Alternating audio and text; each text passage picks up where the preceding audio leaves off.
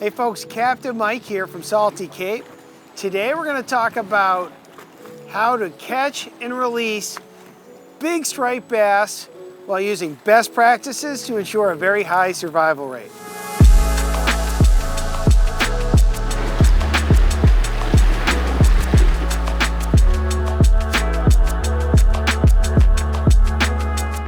Now the very first thing I'm going to do is take the back hook off the plug. Now striped bass, when they hit big plugs, or big bait fish for that matter, will tend to hit from the head. And why I like to take this back hook off, because oftentimes you hook the fish on the front hook, but during the battle, the back hook gets caught in their gill. So not only is that very dangerous to the fish, it's also dangerous to the angler when landing the fish, get an extra set of hooks. So what I'm gonna do is just simply take this back hook off. Now, one little tip about Hogan lures is all the plugs from Hogan are designed to fish with just a single treble in the front. I'm going to save this hook for later and reuse it when I re-rig this lure at the end of the season.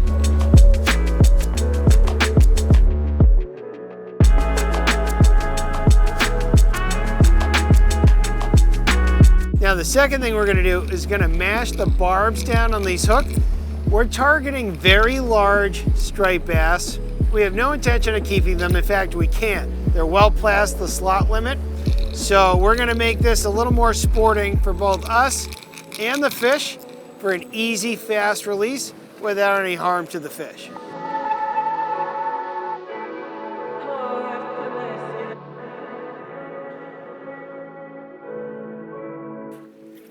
Minding my own little business. Oh, there we go, got that one. Swimming right at me.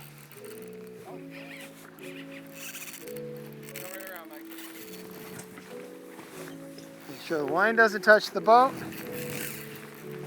Take this fish aft.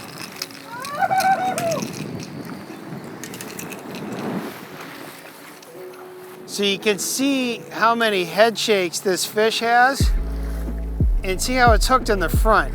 And just imagine where the back hook could be near its gill. Big advocate for just the single treble, the single treble. And I'm gonna leave that fish in the water. So with that single hook in the mashed barbs, you can see how quickly it is to unhook and release this fish. And get it back on. Nice healthy release.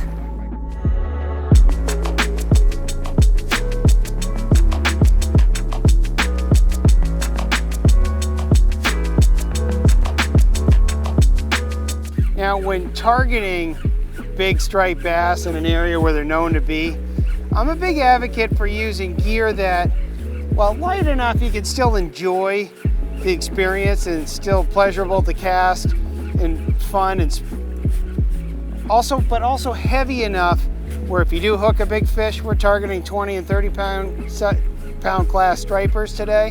You want an outfit that's heavy enough to land the fish quickly. So for example, today I have the 7-foot Hogy Hybrid Spinning Rod. It's hybrid because it's, you know, heavy duty inshore, light tackle offshore.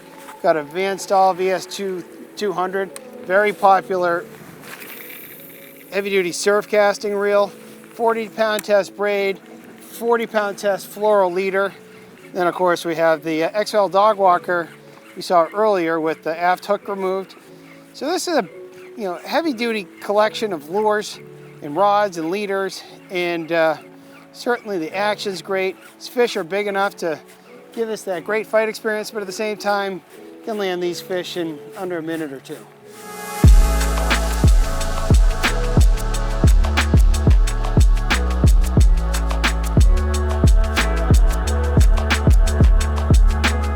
So this is a two-person landing. Rob's up forward here, carrying the belly of the fish. Don't want to hang it by a slip. We're going to get a quick measurement, get this fish back in the water, get a log for the Mass Department of Marine Fisheries Citizen Science Project.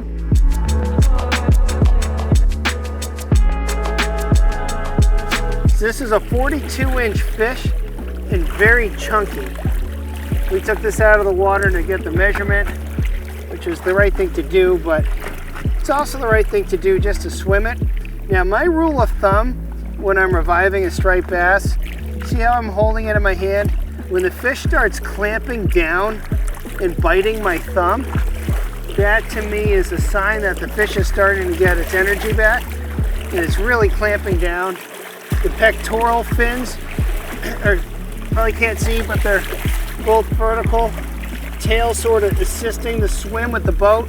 Striper's clamping on my thumb. I think this fish is ready to go. Just gonna give it another 2 or 3 seconds. Off it goes. That's a healthy release.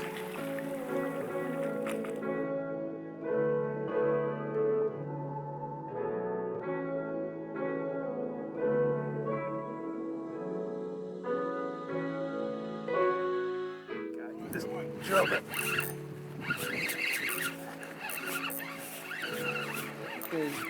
Gonna set the clock now. So the last tip for targeting big striped bass, catch and release with best practices, is to participate in a catch and release study like the one the Mass Department of Marine Fishery has. So I've landed this fish, started that clock.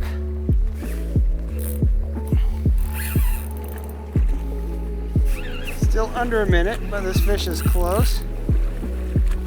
Now, that's a good sized fish.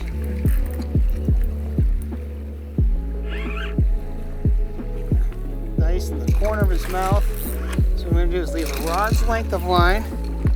In the holder. I don't have a net, so I'm going to support this fish when I bring it in. You want to try not to hold them by their lip. I'm going to note that it's caught in the mouth, no blood, upper lip. Pop that hook out. Pop that hook out, put that in the holder. Now we'll get a quick measure. 36. Get this fish back in the water. So real quick, we're going to get a picture to formally log this into the study via the Got One app. Take the picture, vlogged all the details. We just need to add the hook placement, the fight time, time out of the water, and the release. Just took off out of my hands.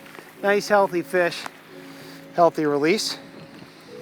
Information for these studies is so helpful in terms of understanding best practices for how to rig lures, how long you can handle them out of the water, how many of these fish are getting injured while being targeted. My other job is I own Hogan Lure Company, and I rig a lot of lures targeted to these big fish. I'm keenly focused on the data from these studies because what's best for the striped bass is how the lures are going to eventually come out of our factory, rigged for catch and release.